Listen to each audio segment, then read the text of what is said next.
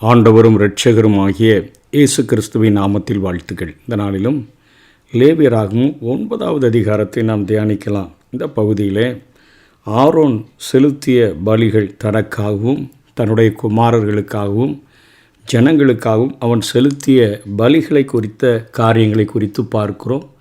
கடைசியில் ஆண்டவர் அந்த பலிகளை அங்கீகரித்த காரியங்களை குறித்து இந்த அதிகாரம் சொல்லி முடிக்கிறதை நாம் பார்க்க முடியும். 8வது நாளில் ஆரோனும் அவனுடைய குமாரரும் தங்களுடைய பணியை செய்ய தொடங்கினார்கள் என்று பார்க்கிறோம். முதலாவது அவர்கள் தங்களுக்காக பாவ நிவாரண பலியாக ஒரு இளங்காளையையும் சர்வாங்க தகன பலியாக ஒரு ஆட்டுக்கடாவையும் செலுத்த வேண்டியதாக இருந்தது. அதற்கு பிறகு அவர்கள் மக்களுக்காக அங்கே பலி செலுத்தினதை இந்த அதிகாரத்திலே பார்க்கிறோம். பாவ நிவாரண பலியாக ஒரு வெள்ளாட்டுக்கடாவும் சர்வாங்க தகன பலியாக ஒரு வயது கன்றுக்குட்டியும் ஒரு ஆட்டுக்குட்டியும் அங்கே செலுத்தப்பட்டன. மேலும் போஜன பலியும் ஜனங்களுக்காக அங்கே செலுத்தப்பட்டதை பார்க்கிறோம். ஆசரிப்பு கூடாரத்திற்கு முன் ஜனங்கள் எல்லாரும் கூடி வந்து நிற்கிறார்கள். 5ஆம் வசனத்திலிருந்து 23வது வசனம் வரையிலும் பார்க்கிற போது பாவ நிவாரண பலியை குறித்தும் சர்வாங்க தகன பலியை குறித்தும் மக்களுக்காக செலுத்த வேண்டிய பலியை குறித்தும் போஜன பலியை குறித்தும் சமாதான பலியை குறித்தும் அசைவாட்டும் பலியை குறித்தும் மோசே கட்டளையிட்ட யாவற்றையும் முழுமையாக ஆரோன் நிறைவேற்றிய பிறகு அவன் தனது ஜனங்களை கைகளை உயர்த்தி ஜனங்களை ஆசீர்வதிக்கிறதை பார்க்கிறோம். அதைத்தான் வசனம் 22-23வது வசனங்களிலே பார்க்கிறோம். ஆசாரியன் தனக்காகவும் அங்கே ஜனங்களுக்காகவும் பலி செலுத்தி முடித்த பின்பாக கரங்களை உயர்த்தி அங்கே ஜனங்களை ஆசீர்வதித்தான் என்று சொல்லி பார்க்கிறோம். பிறகு ஆசரிப்பு கூடாரத்தில் இருந்த மகா பரிசுத்த ஸ்தலத்திலிருந்து அக்கினி புறப்பட்டு வந்து வெண்கல பலிபீடத்தின் மேலிருந்த அந்த தகன பலியை எரித்து விட்டது என்று 24வது வசனத்தில் பார்க்கிறோம். தேவன் பலியை ஏற்றுக்கொண்டதை இது அவர்களுக்கு தெரிவித்தது. கர்த்தருடைய அக்கினி இடைவிடாமல் அந்த தகன பலிபீடத்தில் எரிந்து கொண்டிருக்கும் என்று சொல்லி அங்கே மோசேக்கு ஆண்டவர் கொடுத்த கட்டளை அங்கே நிறைவேற்றப்பட்டதை பார்க்கிறோம். இது நமக்கு நாம் இந்த அதிகாரத்திலிருந்து புரிந்து கொள்ளக்கூடிய காரியம் என்ன? முதல்ல தேவன் இஸ்ரவேலரை சந்திக்கின்ற அந்த தமது வாசஸ்தலமானது பல பெயர்களை தாங்கி நிற்கிறதை வேதத்தில் நாம் பார்க்க முடிகிறது. ஆசரிப்பு கூடாரம் என்று யாத்திராகமம் 27-21 ஆண்டவர் அங்கே மோசேக்கு அந்த பெயரை அறிவிக்கிறார். அதனைத் தொடர்ந்து ஆசரிப்பு கூடாரமாகிய வாசஸ்தலம், அதாவது ஜனங்களோடு கூட நான் தங்கி நான் தாபரிப்பதற்கு எனக்கு ஒரு வீடு என்று சொல்லுகிற அளவிற்கு ஆண்டவர் யாத்திராகமம் 39-32 பேசுகிறதை பார்க்கிறோம். அதே போல் என்னாகமம் 1:50 நம்ம பார்க்கும்பொழுது சாட்சியின் வாசஸ்தலம் என்று அழைக்கப்படுகிறது. என்னாகமம் 17வது அதிகாரம் 7வது 8வது வசனங்களிலே சாட்சியின் கூடாரம் என்று அழைக்கப்படுகிறது.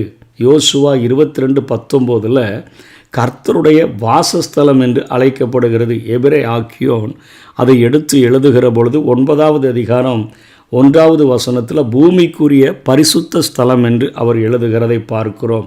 நாமோ கிறிஸ்து மெய்யான பரிசுத்த ஸ்தலத்தில், அதாவது பரலோகத்தில் இருக்கக்கூடிய அந்த பரிசுத்த ஸ்தலத்தில் அவர் பிரவேசித்ததினால் எபிரேயர் 8:24 நாம் நிழல்களை தாண்டி இன்றைக்கு இருக்கிற விசுவாசிகளாகிய நாம் நிஜங்களை நாம் அடைந்திருக்கிறோம் என்கிற ஒரு உறுதியை நாம் பெற்றுக்கொள்ள வேண்டும், ஒரு விசுவாசத்தை பெற்றுக்கொள்ள வேண்டும்.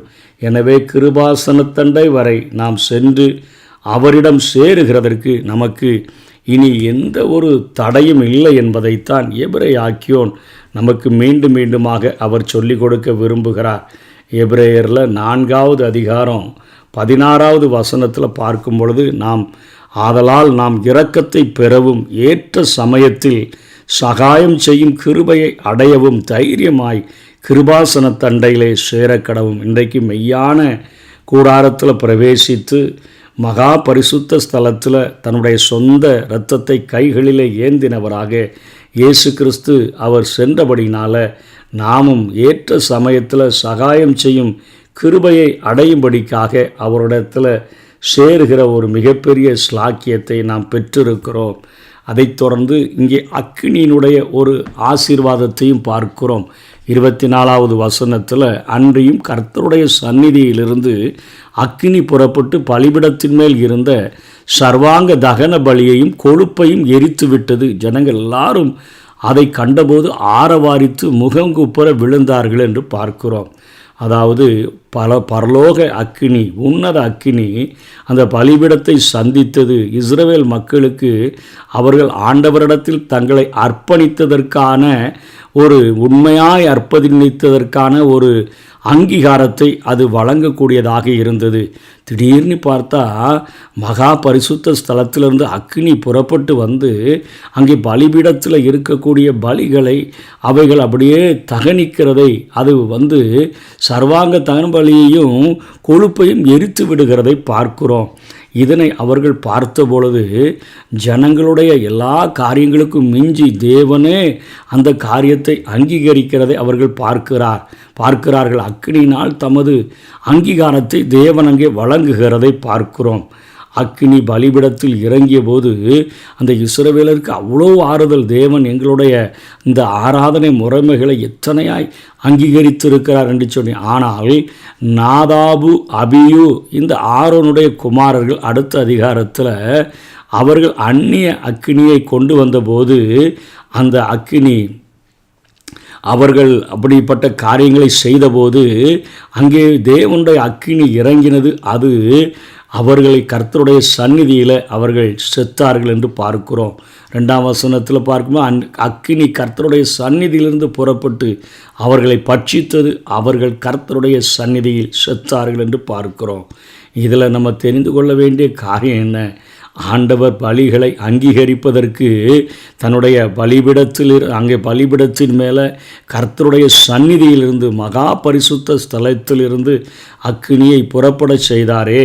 இது எதை நமக்கு காட்டுகிறது என்று சொன்னால், எபிரேய ஆக்கியோன் 13வது அதிகாரம் 10ஆம் வசனத்தில் சொல்லுகிறார், நமக்கு ஒரு பலிபீடம் உண்டு, அது கிறிஸ்து என்று சொல்லுகிறார். கிறிஸ்துவின் மேல் அக்கினி இறங்கியது. அது நம்முடைய ஆசீர்வாதங்களுக்கு காரணமாக இருந்தது. அது நம்ம மேலே இறங்குமாயின் ஐயோ யார் நிலை நிற்கக்கூடும் என்பதை உணர்த்துவிக்கும் வண்ணமாக இந்த காரியம் வேதத்திலே நமக்காக எழுதப்பட்டிருக்கிறது. கிறிஸ்துவின் மேலே அந்த வெண்கல பலிபீடமாகிய இயேசு கிறிஸ்துவின் மேலே நமக்கு பதிலாக அக்கினி இறங்குமாயின் அந்த இயேசு கிறிஸ்துவின் மூலமாய் அந்த கல்வாரியின் மூலமாக நமக்கு ஆசீர்வாதம் கிடைக்கும். ஆனால் நம்ம மேலே டைரெக்டாக அந்த அக்கினி இறங்குமாயின் நமக்கு நரகம்தான் புகலிடமாக மாறிடும். கிறிஸ்துவோ நரகை வென்று உயிர்த்தெழுந்த ஒருவராக, நம்பிக்கை அளிக்கக்கூடியவராக நமக்காக இருக்கிறார். அக்கினி நியாய தீர்ப்பு, சுத்திகரிப்பு எந்த நிலையில் நம்ம மேலே இறங்கினாலும் அது நமக்கு வேதனையையே கொடுக்கக்கூடும். ஆனால் கிறிஸ்து என்ற வெண்கல பலிபீடமானது இன்றைக்கும் நம்மை பாதுகாத்து நிற்கிறது. ஆகவே ஆண்டவருடைய சன்னிதானத்தில், ஆண்டவரே வெண்கல பலிபீடமாகிய உம்மிடத்தில் நாங்கள் சேர்ந்திருக்கிறோம் என்று சொல்லி நம்மை நாம் அர்ப்பணித்தோம் என்று சொன்னால் நமக்காக, நமக்கு பதிலாக, நமக்கு பரிகார பலியாக ஆண்டவராகிய இயேசு கிறிஸ்து இருக்கிறபடினால அவர் நம்மேல் செலுத்தப்படுகிற நியாய தீர்ப்பையும் நம்மேல் செலுத்தப்படுகிற சுத்திகரிப்பையும் அவர் அப்படியே டைரெக்டாக ஆண்டவரிடத்திலிருந்து இறங்கி வருகிற அந்த அக்னியாக நம்ம மேலே இறக்காமல் அவருடைய கிருபையின்படி, அவருடைய அன்பின்படி, அவருடைய தயவின்படி நம்மை பாதுகாத்து நியாய தீர்ப்புக்கு நம்மை விலக்கி மீட்டு நம்மை அவருடைய இரத்தத்தினால் கழுவி நம்மை சுத்திகரித்து நம்முடைய சுயத்தை சாம்பலாக மாற்றி, எப்படி ரோமருக்கு பவுல் எழுதுகிறாரோ, பரிசுத்தமும் தேவனுக்கு பிரியமுமான ஜீவ பலியாக உங்களை ஒப்பு கொடுக்க வேண்டும் என்று தேவனுடைய இரக்கங்களை முன்னிட்டு உங்களை வேண்டிக் கொள்ளுகிறேன். இதுவே நீங்கள் செய்யத்தக்க புத்தி உள்ள ஒரு ஆராதனை. இந்த காரியங்களை நாம் செய்து ஆண்டவருடைய சன்னிதானத்தில் ஏற்ற சமயத்தில் சகாயம் செய்யும் கிருபையை அடையும்படியாக கிருபாசனத்தண்டை வரை சேருகிறதற்கு ஸ்லாக்கியம் தந்த அந்த இயேசுவை நாம் நம்முடைய இரட்சகராக ஏற்றுக்கொண்டு பிதாவை ஆராதிப்போம். கர்த்தர் தாமே நம்மை ஆசீர்வதிப்பாராக. ஆமேன்.